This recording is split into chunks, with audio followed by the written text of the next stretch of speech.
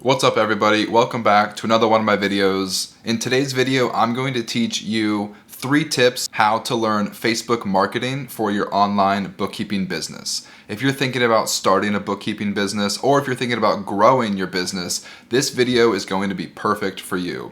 I've recently started making a bunch of videos sharing my experience, and my only purpose is to teach you how to grow your own bookkeeping business. I started my bookkeeping business 3 years ago, and I've been able to grow it to the point where I could quit my full-time job, support my family, and I absolutely love what I do. So I just want to share what I've done over the past 3 years to grow my successful business. That way, hopefully you can do what I did, and you can also have a successful bookkeeping business. In the description below, there's a link. You can schedule a one-on-one consultation with me if you want to talk about your business or your bookkeeping. And I also have a link to my store, harrisburgbookkeeping.com/store. I've got a lot of cool digital downloads, and I have my bookkeeping client agreement for free. So if you're looking for a contract to send to your prospective clients, you can download that for free at my store, harrisburgbookkeeping.com/store. Okay, let's not waste any more time. Let's jump right into it. So I talked about 3 tips for learning Facebook marketing for your online bookkeeping business. Facebook, for me, has been huge. I leverage Facebook more than Twitter, LinkedIn, Instagram, or TikTok. And it really boils down to a couple things. First of all, it depends a lot on you. What are you interested in? If you love Instagram, maybe you'll be able to leverage Instagram more than Facebook. If you absolutely love TikTok, maybe you can leverage TikTok more than Facebook. Me personally, I have found a lot of success marketing and selling to business owners in Facebook, so that's what I'm going to focus on in this video. Tip number 1, you need to engage with your community. I would recommend thinking about your Facebook group and your Facebook page and your Facebook community and your Facebook friends. Think about that like real life. If you go through your real life not talking to anybody, just holding up a sign saying, hey, I offer bookkeeping services, or maybe every single day you walk out of your front door and you hold up a sign, here's my Harrisburg bookkeeping tip of the day. Chances are people walking past your front door or people that you walk past in the streets, they're not going to pay very much attention to you because they don't have a relationship with you. They don't know who you are, and they don't really care about you because you've never made that connection with them. The reason I say that is because you need to treat your Facebook community like you would your real life community. Nowadays, more and more people spend more time on the internet, more time in social media than they do in the real world. They spend more time in their online profiles than they do actually outside of their house in the real world. So you need to really start to engage with these community members in the digital world. You need to start commenting on their posts. You need to start liking their posts, maybe message them. You need to talk with these people, engage with these people. Ultimately, the goal is to build a relationship with these people. And I'm not really talking about like a fake relationship that you're just doing this to get their business. I'm talking about a real, genuine relationship with your Facebook community. People are smart, and you can't really fake a genuine interaction or a genuine connection. People can kind of sniff out those annoying sales pitches or those people that are saying, hey, let's go grab coffee. Ultimately, in the back of my mind, I know you're just trying to grab coffee with me so that you can sell to me.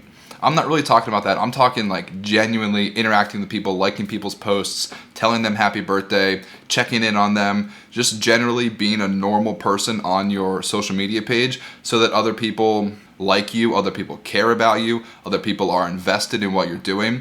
And then ultimately, I found that people get excited about the things that I'm doing. Whenever I post a life update or whenever I post a business update, I see people genuinely happy for me, people genuinely excited for me because we've built this relationship. Even though it's online, even though it's on Facebook, it's still a genuine relationship, and you need to start thinking about engaging with your online community like you would engaging with your neighbors, your friends at school, your coworkers. So to wrap up that concept, once again, I want to have you realize what it would be like if you walked down your street or walked through your school or walked into your office holding a sign with whatever. hey, I'm a bookkeeper, hey, I'm an electrician, hey, I just got this new job at Amazon. If you're holding that sign up and you have not talked to a single person for the past 3 months, nobody's going to care. But if you've built relationships, if you've talked with your neighbors, if you talked with your coworkers, if you talked with your classmates on a regular basis, whenever you hold up that sign, people are going to know you, they're going to connect with you, and they're going to interact with you, and they're going to genuinely feel a connection with you whenever they see your life update or whenever they see your status update or the picture you posted from this weekend. They're going to interact with you and care more about you if you've engaged with your community. Tip number 2, I'm going to talk about Facebook groups. I think Facebook groups are really powerful, even more powerful than other groups in other social media platforms like LinkedIn or Instagram. Groups typically have a commonality or a specific purpose behind them. For me, there are a bunch of Pennsylvania and Maryland and New Jersey groups that are specifically designed for business owners. There's a great group that's called Central Pennsylvania Support Small Businesses, and there are other Facebook groups that I'm a part of. I used to have a trucking company, so I'm in a bunch of different like box truck Facebook groups and CDL trucking Facebook groups. I recently joined a bunch of virtual bookkeeper groups and online bookkeeping business groups. If you are a mom, you can join mom groups. If you love soccer, you can join Facebook soccer groups. Obviously, there are thousands of different examples, but the reason I'm saying that is because these groups are great ways to find specific groups of people that have a common interest. So if you start a bookkeeping business and if you're looking to connect with other business owners, then maybe find a group that's like Los Angeles business owners. I'm sure there's a Facebook group out there that something along the lines of Los Angeles business owners, or Texas supports small businesses, or maybe electricians in Virginia, or maybe restaurant owners in Florida. Those are just examples of Facebook groups that might have particular business owners and in a particular geographic region. For me, I target a lot of people in my geographic region whenever it comes to selling my bookkeeping services. So I prefer to work with people who are in Pennsylvania because I'm in Pennsylvania. You feel a little bit more connected to people who are in your same city or state. Now, I'm not going to talk about it in detail in this video, but I have developed a very specific way to find actual business owners in these Facebook groups. And so what I do is I scroll through the members of these Facebook groups and I find business owners in these groups who I have a mutual connection with. So if there is Tom Jefferson who owns an electrician company and we have 2 mutual friends and I see that he's a business owner, I'll friend request Tom Jefferson and try to become Facebook friends with him. And I do that for the entire list of all the members in the group. I look for people who are business owners and who I have mutual connections with. There's a specific way that you can scroll through the groups and you can find these business owners. If you want me to teach you that tactic that I developed, schedule a consultation with me. The link is in the description. I'd be happy to show you step by step exactly how I do it. So once you've made these connections, once you've friend requested these people on Facebook, then you can send them a message. The reason I like to friend request people first, 2 reasons. 1, I usually wait a month after I've friend requested them because it's pretty annoying to get a new friend request and then get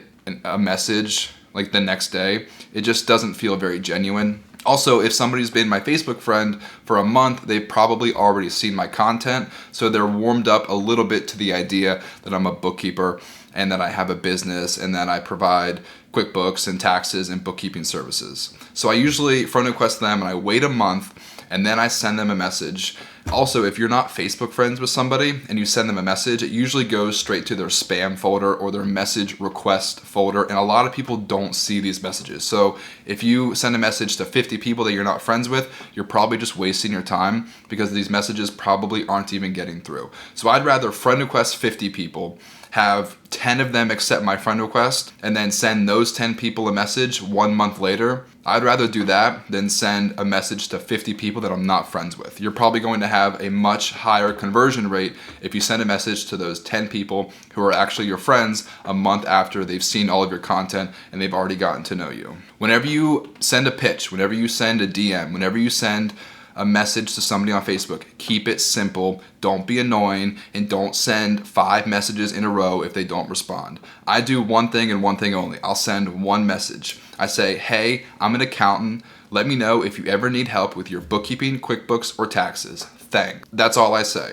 If they don't respond, I leave them alone. If they say no thanks, I leave them alone. If they're interested, I'll send them a link, I'll send them my phone number, I'll say, hey, let's grab a 10-minute phone call real quick to talk about your business. That's all I do for DMing people, for sending messages. I try not to be annoying, and I try to be simple, and I try to be straightforward.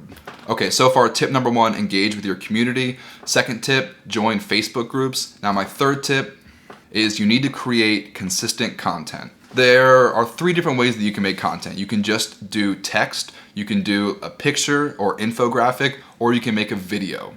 I do all 3 things, but whenever I was getting started, I was not making videos because I wasn't super confident and I didn't really like talking in front of the camera. So if you are that person, if you don't feel comfortable talking in front of the camera, you can just make text and you can just make pictures and infographics. I would recommend do a combo of all 3. Don't just do text and don't just do pictures. Do a combo of all 3 just to mix it up a little bit. The keys to success for making social media content are consistency. Develop a simple plan that enables you to make content consistently at least once a week. I recommend doing it 3 to 4 times per week. Don't be afraid. You need to be confident. You might have 2 or 3 friends from high school who are still your Facebook friends, and you might be worried about what they think of you whenever you make social media content.